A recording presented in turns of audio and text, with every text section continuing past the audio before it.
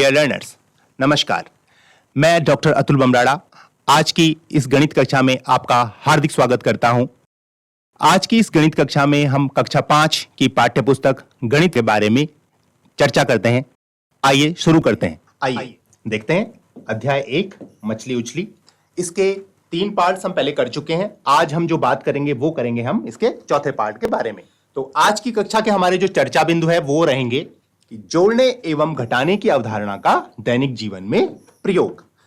मतलब जो हमने जोड़ने एवं घटाने की जो अवधारणाएं पहले पढ़ी हैं उनका हम दैनिक जीवन में कैसे प्रयोग करते हैं। ये जो चैप्टर मछली उछली हम पढ़ रहे हैं उस कॉन्टेक्स्ट में हम जोड़ने एवं घटाने की अवधारणाओं को कहां कहां पर प्रयोग करेंगे उसके बारे में हम यहां पर चर्चा करेंगे। दूसरा, 1/3 का दैनिक जीवन में प्रयोग।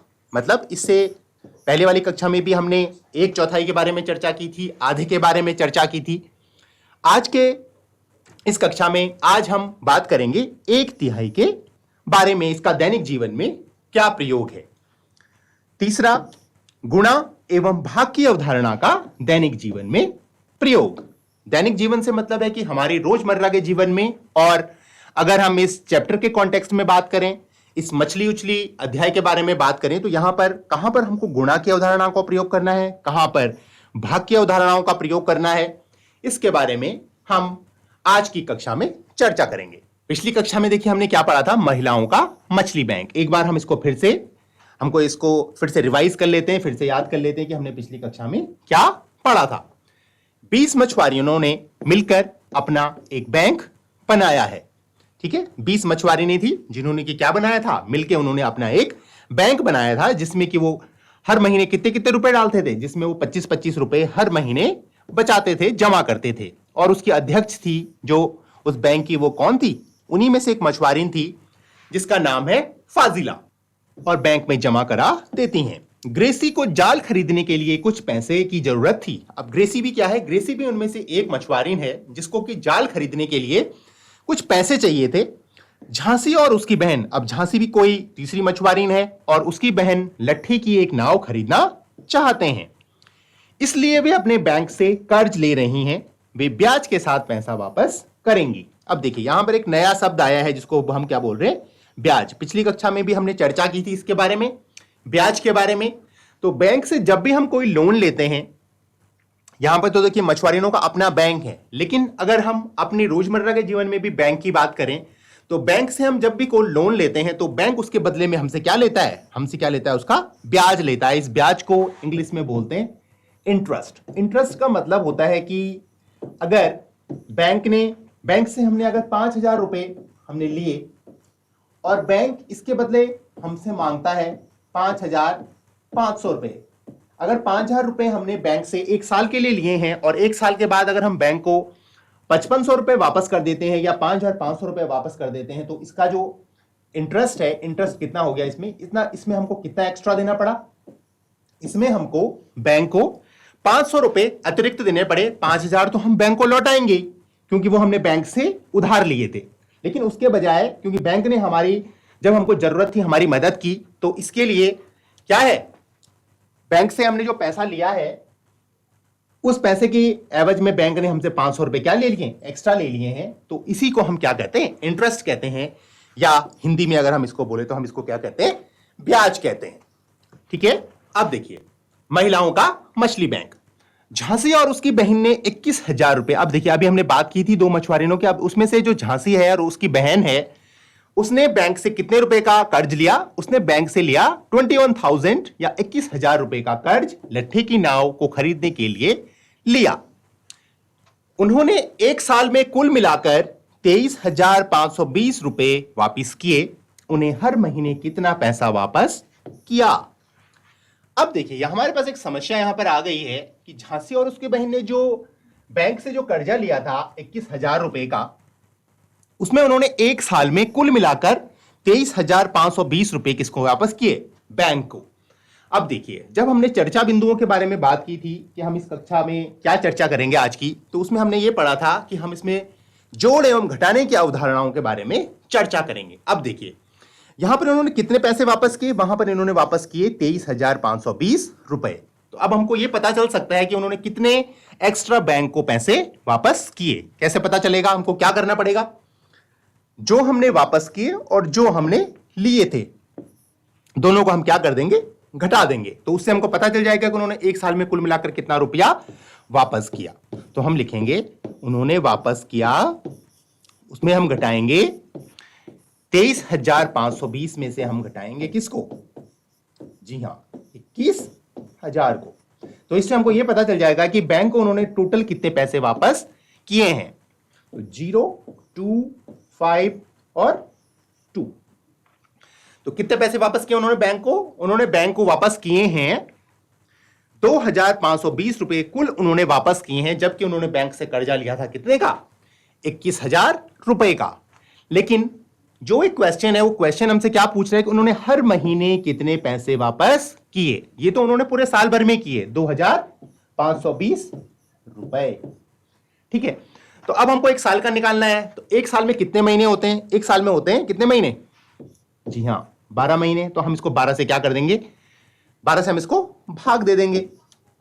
12 से हम इसमें भाग देंगे 2520 या 2520। ठीक है, तो 12 दूने 24, 5 में 4 गया 1, 2 हम नीचे कॉपी करेंगे, 12 एकम 12 और 0 हम यहाँ नीचे कॉपी करेंगे और यहां भी हम इसको ऐड कर देंगे। इसका मतलब उन्होंने हर महीने बैंक को कितने पैसे वापस किए? उन्होंने 210 रुपए उन्होंने क्या किए? बैंक को एक्स्ट्रा दिए इसके बजाय। अब उन्होंने हर महीने कितना पैसा वापस किया? तो हर महीने के लिए हम क्या कर सकते हैं? हर महीने तो ये तो 210 तो उन्होंने एक्स्ट्रा दिए, लेकिन यहां पर हमारे पास जो कुल जो पैसे थे जो उन्होंने वापस किए बैंक को, वो थे 23,520। 23,520 को हम क्या कर देंगे? 12 से डिवाइड कर देंगे। वो तो सिर्फ हमने ब्याज की बात की थी कि ब्याज में उन्होंने कितने पैसे एक्स्ट्रा दिए, लेकिन अब हमको टोटल मनी निकालनी है। टोटल पैसे निकालने की कितना पैसा उन्होंने हर महीने वापस किया, तो हम इसमें देंगे भाग। 12 एकम 12, 115, 12 नम्मे 108, 7, 2, 12 छक्के 72 और ये जो 0 है ये 0 यहां पर कॉपी हो जाएगा और यहां पर भी आ जाएगा। इसका मतलब उन्होंने बैंक को कितने पैसे वापस किए हर महीने? उन्होंने हर महीने बैंक को दिए 1960 रुपए या 1,960 रुपए उन्होंने हर महीने बैंक को वापस दिए, जिससे कि उनका कर्ज भी वापस हो जाए और जो मूलधन उन्होंने लिया था बैंक से वो भी क्या हो जाए? सारा वापस हो जाए ब्याज के साथ। अब देखिए, पहले महिलाएं मछलियां पकड़ने नहीं जाती थी। क्या होती थी पहले? जो होती थी पहले के जमाने में क्या होता था, जो महिलाएं होती थी वो क्या रहती थी? घर में रहती थी और घर का ही सारा काम करती थी। लेकिन जैसे जैसे चीजें बदल रही हैं, जैसे जैसे हम विकसित राष्ट्र की तरफ बढ़ रहे हैं, वैसे क्या हो रहा है, महिलाएं भी क्या कर रही हैं? मछलियां पकड़ने के लिए जा रही हैं। लेकिन अब झांसी और अन्य महिलाएं दिन में नाव पर जाती हैं। चीजें बदल रही हैं और उनका बैंक उनकी मदद कर रहा है। मतलब बैंक उनकी क्या मदद कर रहा है कि जब उनको किसी पैसे की जरूरत पड़ रही है, जब उनकी नाव टूट जा रही है, जब उनका जाल फट जा रहे हैं, तो वो क्या कर रहा है? बैंक से वो कर्जा ले रहे हैं, लोन ले रहे हैं और उस सामान को खरीद रहे हैं और फिर से मछलियां पकड़ने का काम शुरू कर रहे हैं। उन्हें मछलियों की भरी टोकरी साथ ले जाने के लिए एक खास बस भी मिल गई है। अब देखिए, एक अच्छी बात क्या हो गई है कि जहां पर वो मछलियां पकड़ के ला रहे हैं समंदर से, उसके बाद मछली बाजार तक ले जाने के लिए उन्हें एक बस भी मिल गई है। तो जिसमें कि उनके लिए क्या हुआ, काफी सहूलियत हो गई है कि समंदर से लेके और मछली बाजार तक मछलियों को ले जाने में। उससे पहले तक उनको क्या हो रहा था, उनको इस काम को करने के लिए काफी समस्या आ रही थी, लेकिन अब ये समस्या क्या हो गई, उनकी दूर हो गई, क्योंकि अब उनको एक बस मिल गई है। अब वो क्या सोच रहे हैं, जो मछुआरों का जो वो ग्रुप है, वो सोच रहे हैं कि क्यों ना हम मछलियां सुखाने का एक नया कारखाना लगाएं। अब देखिए, यहां पर एक नया वर्ड आया है, कारखाना। कारखाने को अगर हम इंग्लिश में बोले तो इंग्लिश में कारखाने को बोलते हैं फैक्ट्री। अब देखिए, कारखाने का क्या काम होता है? कारखाना ये काम करता है कि जो हमारी चीजें जो हम धीरे धीरे कर रहे होते हैं, उनको वो क्या करता है, बहुत ही तेजी से करता है। और उसमें काफी सारी जो चीजें होती हैं वो क्या होती हैं, ऑटोमेटेड होती हैं। उसमें हम मशीनों की सहायता से जो काम हम हाथों से करते हैं, तो फैक्ट्री में हम क्या करते हैं कि कोशिश करते हैं कि उसी काम को हम मशीनों के जरिए करें और हम एक बड़े लेवल पे उस काम को कर सकें। मछली बैंक की मछुआरी ने मछली सुखाने का नया कारखाना शुरू करना चाहती हैं। वो जो मछुआरियों का जो एक ग्रुप है, वो क्या करना चाहता है, एक नया कारखाना स्टार्ट करना चाहता है। पंचायत ने कारखाना लगाने के लिए उन्हें कुछ जमीन भी दे दी है। देखिए, हर गांव में क्या होती है, पंचायत होती है और उसका पंचायत का एक मुखिया होता है जिसको कि हम गांव में क्या कहते हैं, ग्राम प्रधान कहते हैं। तो उस पंचायत ने कारखाना लगाने के लिए उन्हें कुछ जमीन भी दे दी है जिसमें कि वो अपना कारखाना या फैक्ट्री स्टार्ट कर सकते हैं। पिछले कुछ सालों में उन्होंने 74,000 रुपए बचाए हैं। अब देखिए, यहां पर एक नया वर्ड आया है, 74,000। 74,000 को पहले हम लिखने की कोशिश करते हैं। कैसे लिखते हैं 74,000? हजार में कितने जीरो होते हैं? 3। ये हमने पिछली कक्षा में पढ़ा था। तो ये हो गया आपका 74,000। इसको अगर हम अंकों में लिखना चाहे तो 74,000। 74,000 रुपए उन्होंने पिछले कुछ सालों में उस जो ग्रुप है मछुआरों का, उन्होंने बचाए हैं।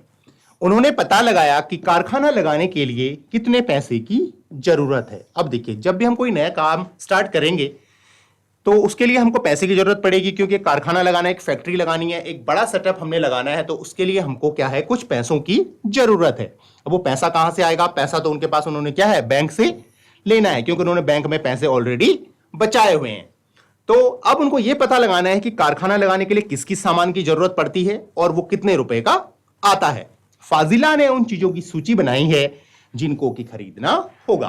फैक्ट्री लगाने के लिए क्या है कि उनको कुछ सामान की जरूरत पड़ेगी। अब उस सामान की उन्होंने क्या बना ली है, लिस्ट बना ली है, जिससे कि उनको एक आइडिया आ जाए, उनके दिमाग में खाका आ जाए कि हमको किस किस सामान पे कितना कितना का पैसा खर्च करना है और कितना पैसे की हमारे पास अभी अवेलेबल है और कितना हमको एक्स्ट्रा चाहिए होगा। तो अब देखते हैं कि उस सामान में क्या क्या है उस लिस्ट में। तो क्या आप अनुमान लगा सकते हैं कि कारखाना शुरू करने के लिए किन किन चीजों की आवश्यकता होगी?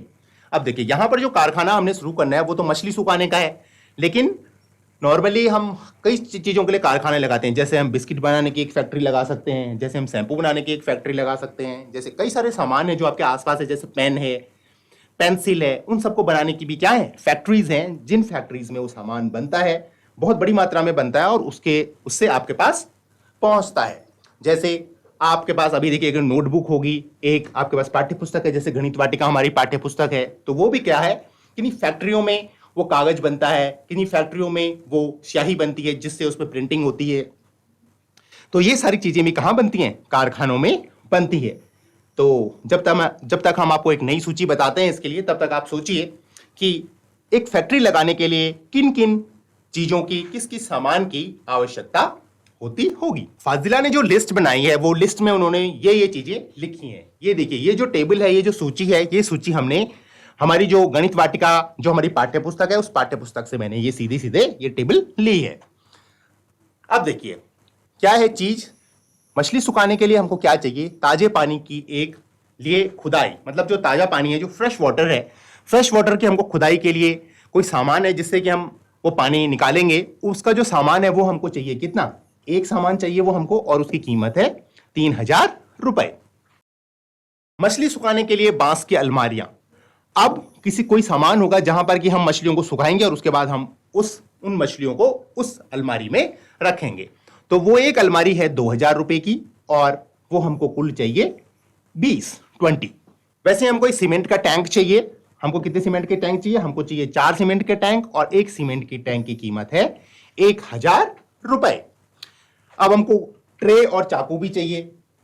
अब ट्रे और चाकू चाहिए हमको कितने, हमको चाहिए ये ट्रे और चाकू चाहिए हमको 20 और उसमें से एक की कीमत है, एक ट्रे और चाकू के सेट की जो कीमत है वो है 300 रुपए।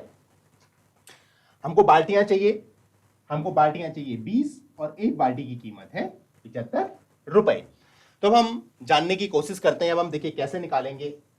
फिर से उस चर्चा बिंदु में हमने जो बात की थी, हमने बात की थी उसमें कि हम गुणा एवं भाग की अवधारणा के बारे में आज की कक्षा में चर्चा करेंगे। तो अब जो ये टोटल सामान है, इस टोटल सामान, एक तो हमको यहां पर निकालना है कि इस टोटल सामान की कीमत कितने रुपए है, वो तो जोड़ के आएगी। लेकिन उस जोड़ को करने से पहले हमको देखना पड़ेगा कि ताजे पानी की खुदाई के लिए जो 3,000 रुपए का हमने एक सामान लिया है वो उसकी कुल कीमत कितनी है। तो क्या करेंगे, हम इसको गुणा कर देंगे दोनों को, 3,000 को 1 से, तो कितना आएगा 3,000।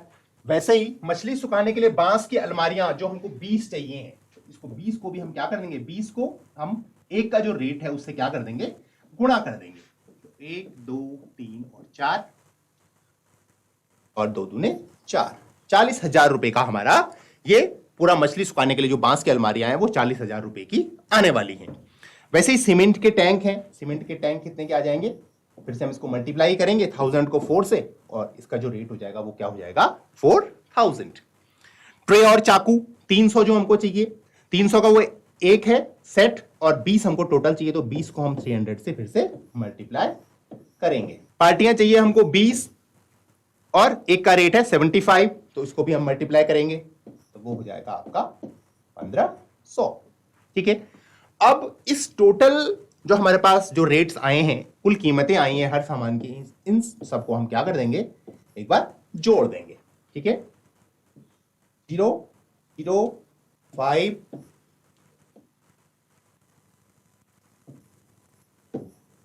तो ये जो टोटल सामान है वो आया है हमारे पास कितना, 54,500 रुपए का।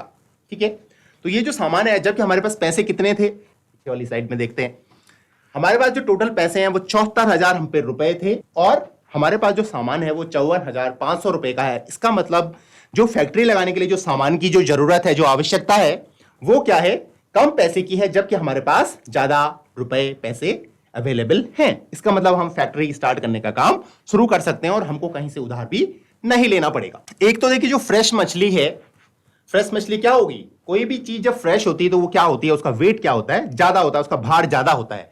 लेकिन जब वही चीज सूख जाती है तो उसका वजन क्या हो जाता है, कम हो जाता है। ऐसा ही कुछ मछली के साथ भी है, जब मछली सूख जाती है तो उसका वजन 1/3 रह जाता है। ठीक है, कितना रह जाता है, 1/3 या 1/3। मतलब अगर हम इस वृत्त की सहायता से समझें, इसके अगर हम 3 बराबर बराबर हिस्से कर लें, तो ये जो एक हिस्सा है, जब मछलियां इस पूरे हिस्से में हैं, मतलब अगर मछलियां हम पे 6 मछलियां हैं, 6 मछलियों का मतलब हो गया 2, 2 और 2, तो 6 मछलियों को जब हम सुखाएंगे तो वो कितनी मछलियां बच जाएंगी, सिर्फ रहेंगी तो वो 6 ही, लेकिन जो उनका जो वेट है वो सिर्फ 2 ही मछली के बराबर रह जाएगा। उन्होंने 1 महीने में 6,000 किलो ताजा मछली सुखाने का विचार किया है। अब देखिए जो फैक्ट्री जो खुलेगी, जो प्लांट होगा, जो फैक्ट्री होगी, जो कारखाना होगा, उसकी अपनी कैपेसिटी होगी, मतलब उसमें हम बहुत ज्यादा भी नहीं सुखा सकते हैं और कम भी नहीं सुखा सकते हैं। जैसे जैसे हम उसमें मशीनें बढ़ाएंगे वैसे वैसे जो हमारी जो मछली सुखाने का काम होगा वो भी क्या होता रहेगा, बढ़ता रहेगा। अभी जो हमने जो फैक्ट्री लगाई है, उन मछुआरियों ने जो फैक्ट्री लगाई है, उसमें वो एक बार में कितना प्लान कर रहे हैं, सिर्फ वो 6,000 किलो मछली सुखाने का प्लानिंग कर रहे हैं, सोच रहे हैं कि वो 6,000 किलो हम मछलियां सुखाएंगे, तो उन्हें 1 महीने में कितनी सूखी मछलियां मिलेंगी। अब देखिए ये तो थी मछलियां कैसी, 6,000 किलो ताजा मछलियां जो फ्रेश मतलब अभी समंदर से आई हैं, लेकिन जब वो सूखेंगी तो वो क्या हो जाएंगे, उनका वेट क्या हो जाएगा, 1/3 ही रह जाएगा।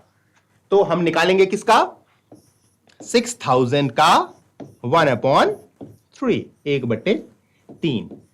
तो 6,000 का हम चाहे तो हम इसकी सहायता से समझ सकते हैं, फिर से एक वृत्त लिया, उसके हमने 3 हिस्से कर लिए, 6,000 को हमने इन तीनों हिस्सों में बराबर बराबर बांट लिया, 2000, 2000 और 2000, तो हो गए हमारे 6,000। तो अब बचना कितना है, सिर्फ 1/3। ये है आपका 1/3, ये 1/3 और ये भी 1/3। तो बचना है हमारे पास सिर्फ एक ही हिस्सा, तो इसका मतलब हम पे सिर्फ कितनी मछलियां बचनी है, 2000 केजी। 6,000 केजी हमने सुखानी है और उसको सुखाने के बाद हमारे को मिलनी कितनी है, सिर्फ 2,000 किलो ही हमको मिलनी है, जो कि हम मार्केट में बेच सकते हैं। फिलोरम्मा, सबसे पहले 6 किलोग्राम ताजा मछली के लिए गणना करते हैं। अब देखिए, अब गणना क्या करनी है, हमने गणना में हमने ये करना है कि हमको ये भी तो जानना पड़ेगा कि हमने कितने रुपए किलो मछली ली और कितने रुपए किलो हमको मछली बेचनी है, क्योंकि जो सूखी मछली का जो रेट होगा वो क्या होगा, ज्यादा होगा, क्योंकि हमारी मछली तो पहले ही कम हो गई है, तो हमको क्या करना पड़ेगा, उस रेट में भी देखना पड़ेगा कि उसका रेट कितना होना चाहिए। अब देखिए, अब जब वो ये कैलकुलेशंस कर रहे हैं, ये गणनाएं कर रहे हैं, तो उसमें उन्होंने देखा है कि जो ताजी मछली उन्होंने खरीदी है, जो समंदर से पकड़ के लाए हैं, मछुआरों से जो उन्होंने खरीदी है, वो क्या है, 15 रुपए में 1 किलो मिल गई है। लेकिन जो सूखी मछली जो बेची जानी है वो कितनी बेची जानी है, 70 रुपए प्रति किलो के हिसाब से उसको बेचा जाना है। ठीक है, तो इसका मतलब 15 और 70, जो ताजा मछली है वो 15 रुपए किलो आई है, जबकि जो सूखी मछली जो बेची जानी है वो बेची जानी है 70 रुपए प्रति किलो के हिसाब से 6 किलोग्राम ताजा मछली सुखाकर हमें मिलती है 10 किलोग्राम सूखी मछलियां। अब देखिए 6 किलोग्राम जो मछलियां हैं उनको जब हम सुखाते हैं तो हमने पहले भी बोला था वो कितनी रह जाती हैं, सिर्फ 1/3 रह जाती हैं। तो वैसे ही जो 6 किलोग्राम जो मछलियां हैं जब वो सूखेंगी तो वो कितनी रह जाएंगी, 6 × 1/3। तो कितनी रह जाएंगी, हम पे सिर्फ 2 किलो ही हम पे बच जाएंगी। हम 6 किलोग्राम ताजा मछली के लिए देते हैं कितने पैसे। अब जो ताजा मछली का जो रेट है, अभी जो हमने रेट पीछे देखा था, पीछे उसमें क्या रेट था, वो 15 रुपीज पर केजी। तो 6 को जब हम 15 से मल्टीप्लाई करेंगे 15 रुपीज पर केजी के हिसाब से, तो वो कितना आ जाएगा उसका रेट। जो ताजा मछली का जो रेट है वो क्या है, 90 रुपीज पर केजी हमने खरीदी है। हम 2 किलोग्राम सूखी मछली बेचेंगे और पाएंगे। अब देखिए ये तो हमने खरीदी थी, लेकिन इनको हम बेचेंगे। बेचने का जो रेट है वो कितना है, 70 रुपए प्रति किलो। तो 2 × 70 कितना हो जाएगा, 70 × 140। तो 140 रुपए में हमने बेची और 90 रुपए में हमने खरीदी। अतः अगर हम 6 किलो ताजा मछली सुखाएंगे तो हम कमाएंगे कितने, कमाएंगे हम 140 में से हम 90 को क्या कर लेंगे, माइनस कर लेंगे। तो हमको पता चल जाएगा कि हम कितना उसमें कमा पाएंगे। तो कितना कमा पाए हम इसमें कमा पाए 50 रुपए। मतलब 6 किलोग्राम जब मछलियां हमने सुखाई तो हमको मिली 2 किलोग्राम, और 2 किलोग्राम को बेचने में जो हमको जो फायदा है वो कितने का है, 50 रुपए का। तो अगर हम 6000 किलोग्राम मछलियां सुखाएंगे तो हर महीने में मिलेंगे हमको कितने, 50 × 1000, और हम कमा पाएंगे हर महीने 50,000 रुपए। वे सभी इस योजना से बहुत खुश हैं। अब देखिए जितने भी मछुआरों का जो ग्रुप है वो क्या है, इस काम से बहुत ही ज्यादा खुश है। सबके सब अच्छी कमाई कर सकेंगे। अभी जो सिर्फ सोच रहे हैं कि वो ये सिर्फ अच्छी कमाई कर सकते हैं। हर एक महिला को अपने किए गए काम के बदले में तनख्वाह मिलेगी, मतलब उनको क्या मिलेगी, सैलरी मिलेगी। अभी तो क्या है कि वो मछलियां लाते हैं, बेचते हैं, कभी बिकती हैं कभी नहीं बिकती हैं। लेकिन अब क्या है कि जब उनका काम जो फैक्ट्री के थ्रू होगा तो फैक्ट्री में क्या होगी, जो उनकी इनकम होगी वो क्या होगी, फिक्स होगी, और उसके बदले उनको क्या मिलेगी, सैलरी मिला करेगी। तो झांसी जो मछुआरी है वो बोल रही हैं, मैंने पता लगाया है कि हमें हर महीने 6000 किलोग्राम मछली के लिए 1500 किलोग्राम नमक की जरूरत पड़ेगी। अब देखिए जो 50,000 रुपए अभी हमने कैलकुलेट किए थे वो क्या है, सिर्फ मछली सुखाने का खर्चा है। लेकिन मछली सुखाने के बाद उसमें क्या है, उसको प्रोटेक्ट करने के लिए उसमें क्या मिलाना पड़ेगा, नमक मिलाना पड़ेगा, जिससे कि उसे एक लंबे समय तक खाया जा सके, यूज में लाया जा सके। तो अब उन्होंने ये कैलकुलेट किया है, उन्होंने ये देखा है कि 6000 किलोग्राम मछली के लिए उनको लगभग कितने किलोग्राम नमक की जरूरत रहेगी, 1500 किलोग्राम नमक की जरूरत रहेगी। और उसकी कीमत क्या है, 2 रुपए प्रति किलोग्राम। जो नमक वो यूज करेंगे उस नमक की जो मार्केट में जो कॉस्ट है वो क्या है, 2 रुपए प्रति किलो, मतलब 1 किलो 2 रुपए का आता है। अब देखिए कीमत प्रतिमाह जो वो कैलकुलेट कर रहे हैं, नमक की कीमत है इसमें एक, तो कितना हो गया, 1500 × 2, 1500 किलो उनको की जरूरत है और 2 रुपए किलो के हिसाब से उन्होंने नमक खरीदना है। तो वो कितना हो गया, 3000, 15 दूने 30 और 2 जीरो, और तो 3000 रुपए का उनको नमक की और जरूरत पड़ेगी। अब जो मछलियां वो सुखाएंगे उसको पैक भी करना पड़ेगा, क्योंकि उसको मार्केट में लेके जाना है और उसमें बस का भाड़ा भी लगाना है। तो उसके भी उन्होंने लगाए हैं, एक अंदाजा लगाया है कि उसके भी उनको कितने रुपए और चाहिए, 3000 रुपए की उनको और जरूरत है, जिसके जो कि उनके इस खर्चे में और बढ़ेगा। इस प्रकार मछलियों को सुखाने, पैकिंग और बस का मासिक खर्चा कितना होगा। अब देखिए 50,000 तो उन्होंने कमाए थे, मतलब जो उन्होंने कैलकुलेशन किया है 6000 मछलियों का, वो 50,000 रुपए का कैलकुलेशन था। लेकिन 50,000 रुपए में क्या है, ये 2 कॉस्ट्स और ऐड हो गई हैं। एक तो नमक की कॉस्ट ऐड हो गई है और एक पैकिंग और बस के किराए की कॉस्ट भी ऐड हो गई है। तो ये भी हमको इसमें से क्या करना पड़ेगा, क्योंकि ये भी मछुआरे ने नहीं देना है, तो ये भी हमको इसमें से घटाना पड़ेगा। -3000 -3, मतलब देखो 50,000 में से 3000 हम घटाएंगे तो कितना हो जाएगा, 47,000। 47 में भी हम 3000 घटाएंगे तो कितना हो जाएगा, 44,000। ये मतलब उनका नेट प्रॉफिट है। मतलब अगर वो 6000 किलोग्राम मछलियों को सुखाते हैं, उनकी पैकिंग करते हैं, बस का मासिक खर्चा जोड़ते हैं, नमक जोड़ते हैं, सब कुछ जोड़ के उनका जो खर्चा है टोटल वो क्या है, ये है। और इसके खर्चे के करने के बाद भी उनको कितने रुपए बच रहे हैं, 44,000 रुपए बच रहे हैं सब कुछ करने के बाद। अब एक हमारे पास अभ्यास प्रश्न है। अमित ने बैंक से 20,000 रुपए का कर्ज मोबाइल फोन खरीदने के लिए लिया है। अब देखिए ये एक अलग क्वेश्चन है कि अमित ने बैंक से कितने रुपए का कर्ज लिया है, 20,000 रुपए का। 20,000 रुपए उसने मोबाइल फोन खरीदना है उसको, और उसने 20,000 रुपए का बैंक से कर्ज लिया। उन्होंने एक साल में कुल मिलाकर 25,160 रुपए वापस किए। किसको? बैंक को। अब देखिए, बैंक से उसने 20,000 रुपए लिए थे अमित ने, और उसके बजाय उन्होंने बैंक को वापस किए हैं 25,160 रुपीज। उन्होंने बैंक को कितने अतिरिक्त पैसे चुकाए? अब देखिए, सबसे पहला जो हमारे पास जो क्वेश्चन है वो ये है कि उन्होंने बैंक को कितने अतिरिक्त पैसे चुकाए।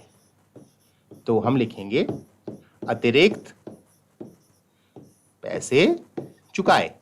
तो ये कैसे पता चलेगा? वही जो गणितीय जो अवधारणाएं हैं, उन्हीं अवधारणाओं में से हमको एक यूज करनी है। यहां पर हमको क्या यूज करना है? घटाना। हमको 25,160 में से कितना घटाना है?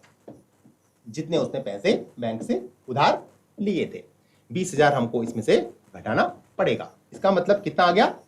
5,160 रुपए उन्होंने बैंक को क्या किए? कुल मिलाकर पूरे साल भर में वापस किए अमित ने। उन्होंने हर महीने बैंक को कितना पैसा वापस किया?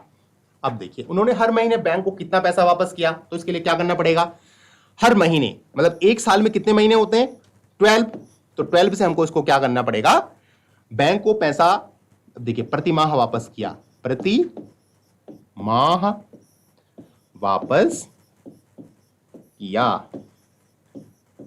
देखो कितना पैसा वापस किया? 12 से हमको डिवाइड करना है किसको? 5160 को। ठीक है, 12 से हम डिवाइड करेंगे 5160 को।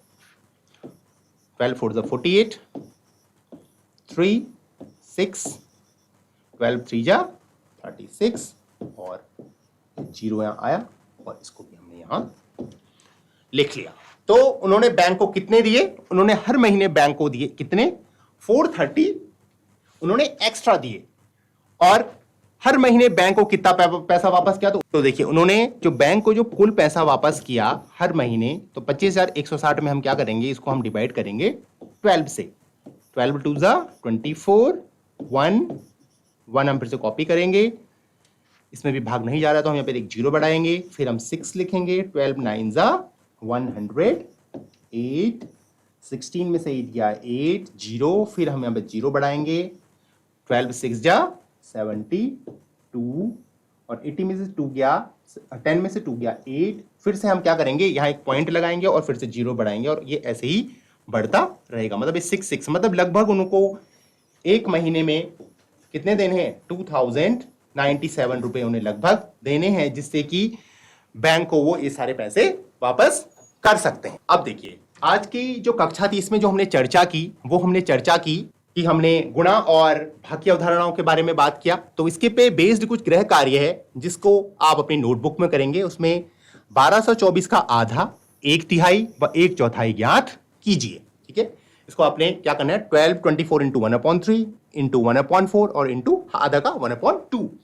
वैसे ही 3,12,976 धन 5 अंकों की सबसे छोटी संख्या। अब 5 अंकों की सबसे छोटी संख्या होती है 10,000, तो उसमें आपको इसको जोड़ देना है।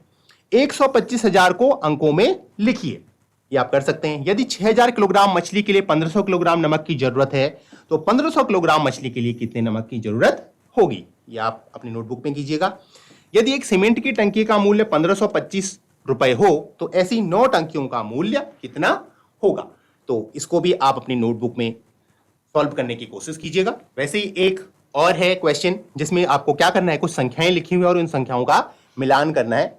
तो एक संख्या का मिलान हमने यहाँ पे करके दिखाया है कि 15,000 का आधा, तो 15,000 का आधा कितना हो जाएगा?